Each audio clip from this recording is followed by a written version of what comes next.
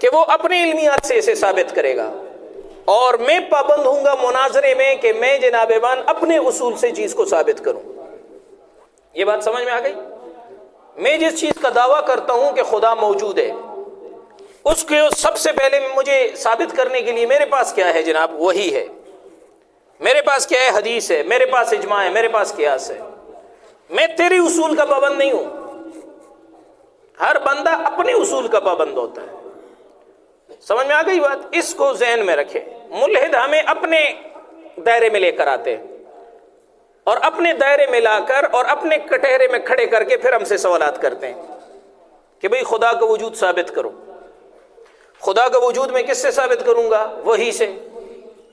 بھئی میں تو وحی کو نہیں مانتا۔ بھئی میں اپنے اصول کا پابند ہوں۔ آپ یہ ہے کہ آپ اپنے اصول کے مطابق خدا کو رد کر کے دکھا دیں۔ گفتگو کا طریقہ یہ ہوگا، یہ نہیں ہوگا کہ میں آپ کو آپ کے اصول کے مطابق خدا ثابت کر کے دوں گا۔ آپ اپنے اصول کے مطابق خدا مجھے رد کر کے دکھا دیں۔ سمجھ میں آ گئی بات؟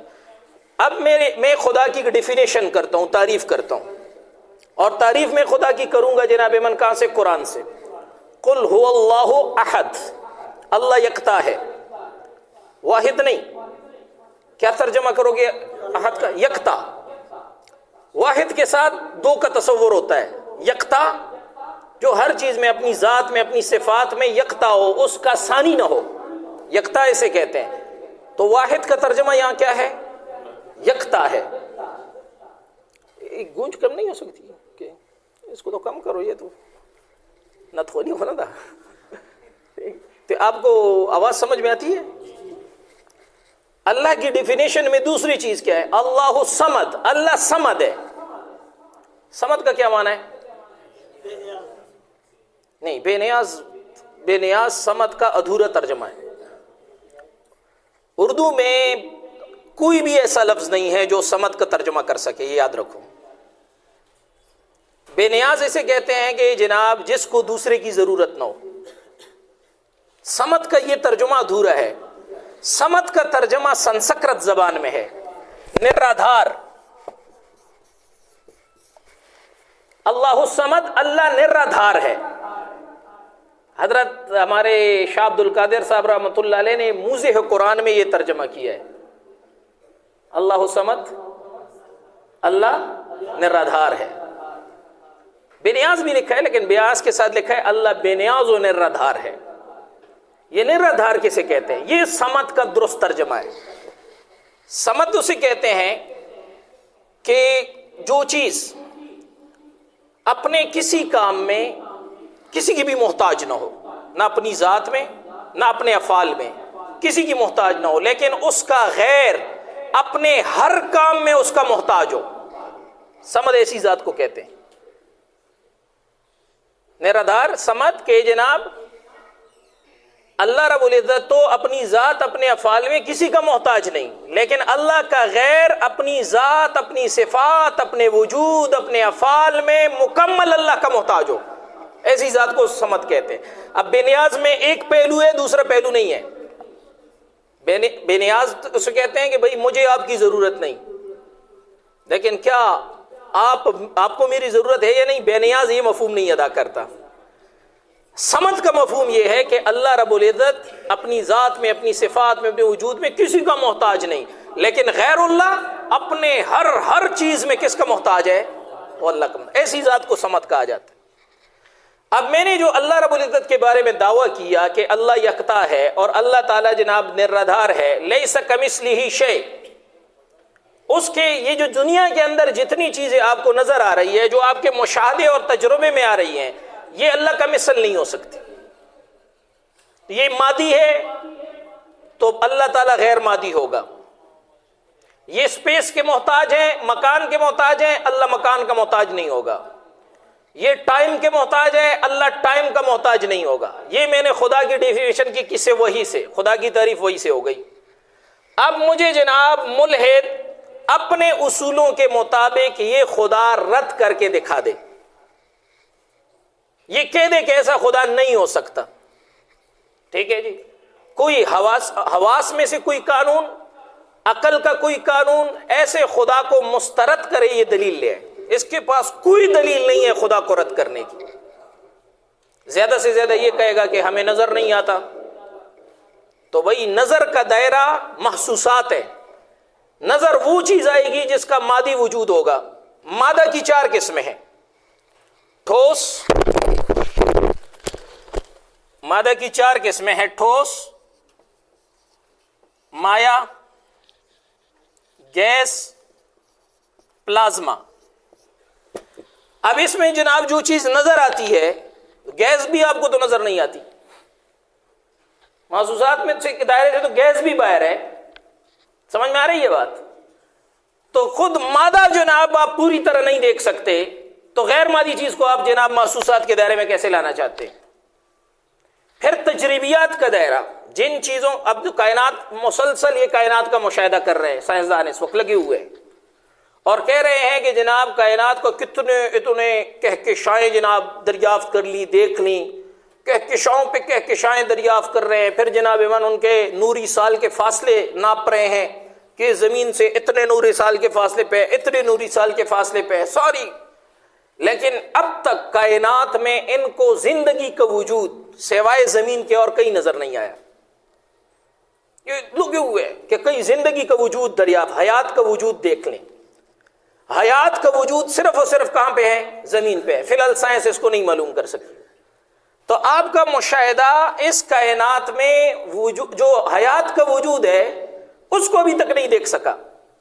یہ خدا کو کہاں سے دیکھے گا بھائی؟ تو مشاہدہ جو ہے یہ اس کی بنیاد پر، یہ تو خود ابھی ان کے اپنے مشاہدات جو ہے نا. دوسرا، مشاہدہ غلطی کرتا ہے. مشاہدہ کیا کرتا ہے؟ ہوا سے خمسہ غلطی کرتے ہیں. مثال کے طور پر پانی کا ایک ٹمپریچر ہے، اندر گرم ہیٹر کے کمرے میں بیٹھا ہوا آدمی گرم پانی میں جب ہاتھ ڈالتا ہے تو اس کو انتہائی گرم محسوس ہوتا ہے. باہر سے ٹھنڈ میں موٹر سائیکل پہ آیا ہوا آدمی اگر اس گرم پانی کے اندر ہاتھ ڈالے تو اس سے کم گرم محسوس ہوتا ہے. یہی ہے کہ نہیں؟ آپ تجربہ کر لیں. ایک کو زیادہ گرم محسوس ہوگا دوسرے. اب دیکھو حواس نے غلطی کر لی. ایک حادثہ بتا رہا ہے کہ یہ پانی سخت گرم ہے اور دوسرا حادثہ بتا رہا ہے کہ پانی اتنا زیادہ گرم نہیں ہے. وہ اس کو بیلنس کر رہا ہے، دوسرا اس کو بیلنس نہیں کر رہا. غلطی کر لی. مشاہدہ تو جناب غلطی پہ غلطی کرتا ہے. خود ان کو اپنے مشاہدات کی ہزاروں غلطیاں ان کو اپنی مشاہدات میں نظر آتی ہے، پھر یہ اسے رجوع کرتے ہیں. تو مشاہدہ ایک ایسی چیز ہے ہی نہیں کہ جناب جس سے کسی ہر چیز کو دیکھا جا سکے. پھر اگر خدا کو، اگر آپ مشاہدے کے ذریعے تمام چیزوں کو بھی دیکھنے کے قابل ہو جائیں تو وہ چیزیں ہوں گی جو مادی ہوں گی. اور ہم جس خدا کو مانتے ہیں وہ خدا کیا ہے؟ غیر مادی ہے. آپ اس بنیاد پر اسے رد نہیں کر سکتے کہ ہم اسے دیکھ نہیں سکتے. پھر یہ ہم سے پوچھتے ہیں کہ کائنات کیسے بنی؟ ہم انہیں کہتے ہیں کہ جناب من کائنات اللہ رب العزت نے اپنے قدرت سے بنائی ہے.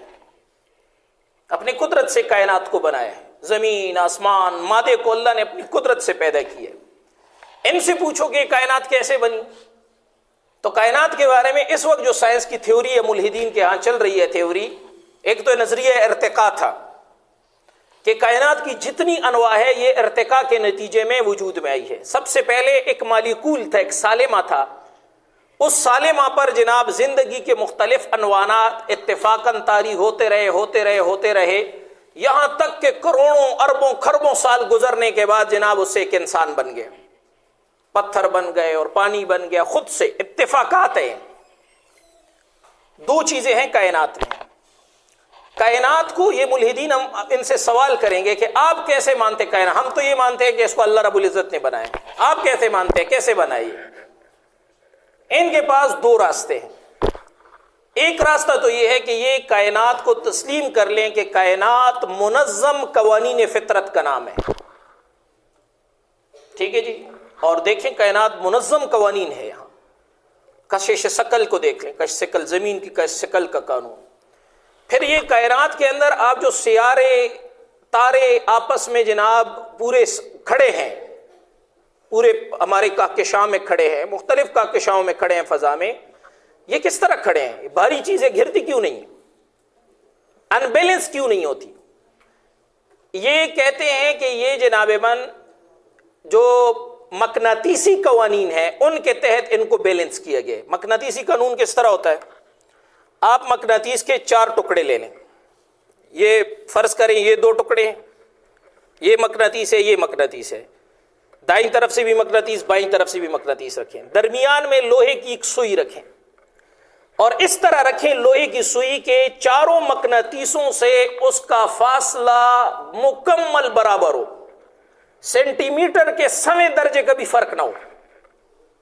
جب فرق نہیں ہوگا تو یہ سوئی درمیان میں اٹک جائے گی. سمجھ میں آ گئی بات؟ یہ مقناطیس اس کو جتنا کھینچ رہی ہے اتنا نیچے والا بھی کھینچ رہا ہے, اتنا دائیں والا بھی کھینچ رہا ہے, اتنا بائیں والا بھی کھینچ رہا ہے. لہذا سب کی طاقت جناب برابر ہے, لہذا سوئی کسی طرف بھی نہیں جا رہی, درمیان میں کھڑی ہے. اگر یہ مقناطیس معمولی سا ان بیلنس ہو گیا, سینٹی میٹر کے 100 درجے کے برابر بھی ان بیلنس ہو گیا, یہ سوئی بھاگ کے اس کے ساتھ چمٹ جائے گی. سمجھ میں آ گئی بات؟ آپ صبح سے بیٹھ جائے نا اور 4 مقناطیس لے لیں اور درمیان میں سوئی کو بیلنس کرتے رہے, شام تک آپ ایک سوئی کو 4 مقناطیسوں کے درمیان بیلنس نہیں کر سکیں گے. اتنا بڑا سورج, اتنا بڑا چاند, اتنے بڑے تارے, سورج سے بھی لاکھوں گنا بڑے بڑے تارے, یہ مقناطیسی قوانین کے ساتھ بیلنس ہے. اور اگر یہ کائنات میں سورج اپنے مدار سے تھوڑا سا اس طرح ہوا, یہ سب مقناطیسوں کی طرح ایک دوسرے سے ٹکرا کے درم برم ہو جائیں. ان کو کس نے تھام رکھا ہے؟ ہم کہتے ہیں خدا نے قرآن میں فرمایا خدا قیوم ہے. قیوم کسے کہتے ہیں؟ قیوم وہ ذات ہوتی, قیومیت اللہ کی ایک صفت ہے. قیومیت اسے کہتے ہیں کہ جناب وہ چیزوں کو اس طرح بیلنس کر کے تھام لے, چیزوں کو بیلنس کر کے کیا کر لے, تھام لے. تو اسے کیا کہتے ہیں؟ قیوم, قائم رکھنے والا. آپ ایک سوئی کو صبح سے لے کر شام تک 4 مقناطیسوں کے درمیان بیلنس نہیں کر سکتے. اللہ نے اس پورے کائنات کو مقناطیسی قوانین کے ساتھ ذات قیومیت سے کیا کیا ہوا ہے؟ بیلنس کر کے رکھا ہوا ہے. بھئی بات آ رہی سمجھ میں؟ اب ہم انہیں کہتے ہیں یہ اتفاق ہے. یہ ہو سکتا ہے کہ اتفاق ہو خود بخود سے ہو؟ نہیں, یہ آپ قوانین, جتنے کائنات کے قوانین ہیں جو کائنات ان پہ کھڑی ہے, کشش ثقل کا قانون ہے, قانون تجاذب ہے, جتنے قوانین ہیں سائنس کے, ان کو آپ دیکھ لیں تو سمجھ میں آئے گا کہ نہیں, یہ اتفاق نہیں ہے, یہ مرتب ڈیزائن ہے. یہ مرتب کیا ہے؟ ڈیزائن. ہر ڈیزائن کے لیے ڈیزائن ساز ہونا ضروری ہے. کوئی ڈیزائن خود بخود سے نہیں بن سکتا. اس دلیل کو ہم ملحدین کے خلاف جب استعمال کرتے ہیں تو اس کو کہا جاتا ہے ڈیزائن آرگومنٹ. کیا کہا جاتا ہے؟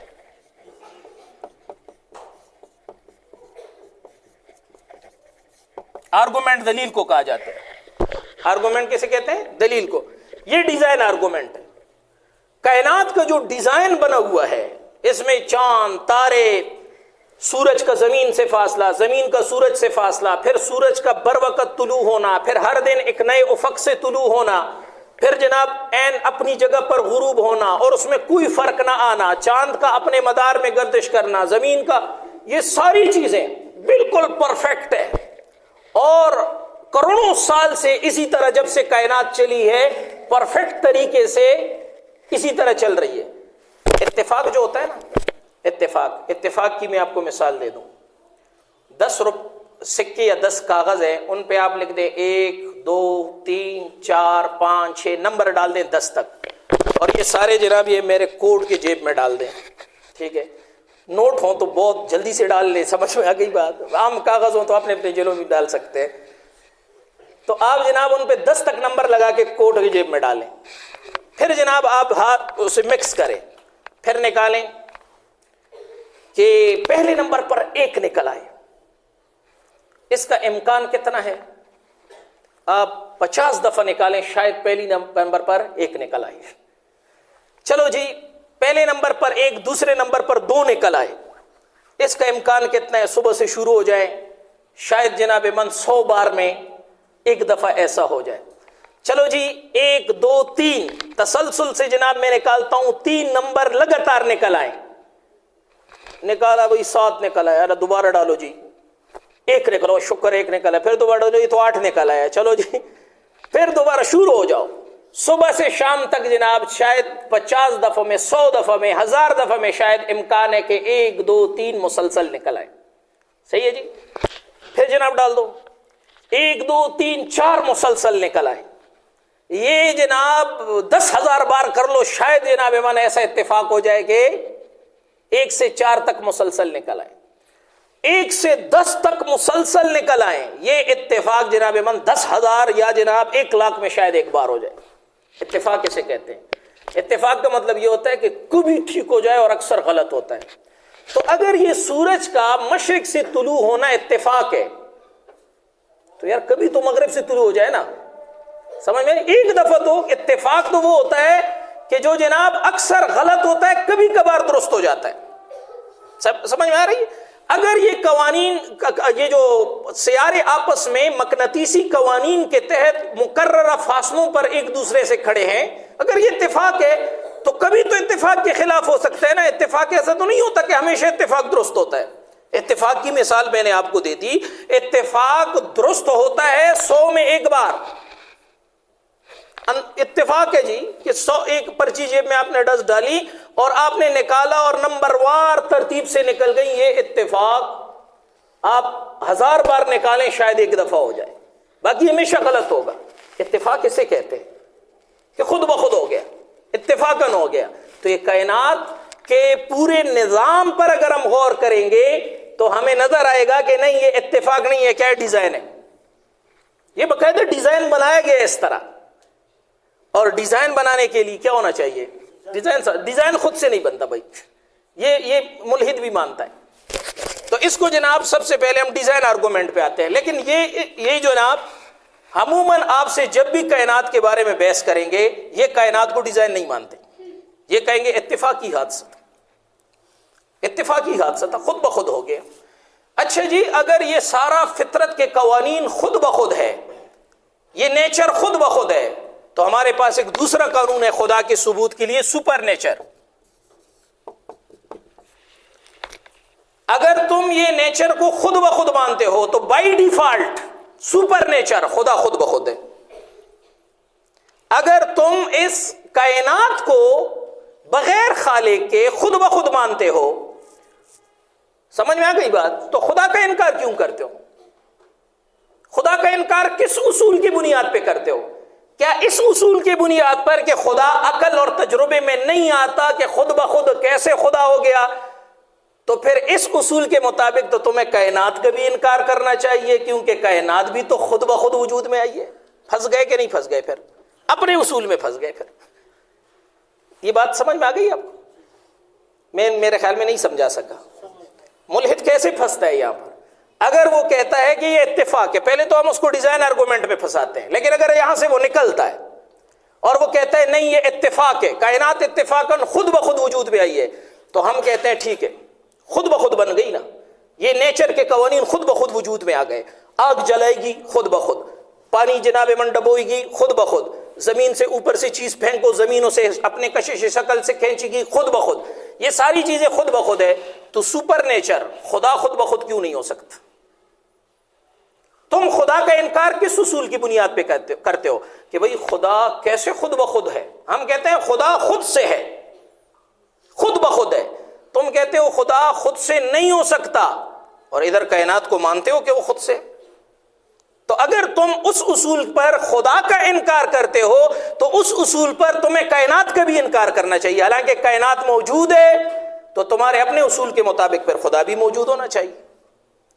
یہ بات سمجھ میں آ گئی؟ تو یہ ڈیزائن آرگومنٹ اور سپر نیچر کا قانون، یہ آرگومنٹ، یہ دو ایسے دلائل ہیں کہ یہ ملحد کے گلے کی ہڈی ہے. اس کو نہ وہ گل سکتا ہے نہ نگل سکتا ہے. اس سے کسی طرح بھی وہ انکار نہیں کر سکتا. سمجھ میں آئی بات؟ دوسری بات یہ ہے کہ جب وہ خدا کے نہ ہونے پہ، یعنی خدا اسے سمجھ میں نہیں آتا یا خدا کو وہ مانتا نہیں ہے، اس پر جو اعتراضات کرتا ہے عموماً، تو ان اعتراضات کا حاصل یہ ہوتا ہے کہ وہ خدا کو مادی تصور کرتا ہے. دراصل الحاد جو ہے، یہ میں نے پہلے عرض کر دیا کہ سب سے زیادہ عیسائیوں میں پھیلا ہے، اور عیسائیوں کے ہاں جو تصور خدا ہے وہ مادی ہے. عیسائی کہتے ہیں کہ خدا حضرت عیسیٰ علیہ السلام کے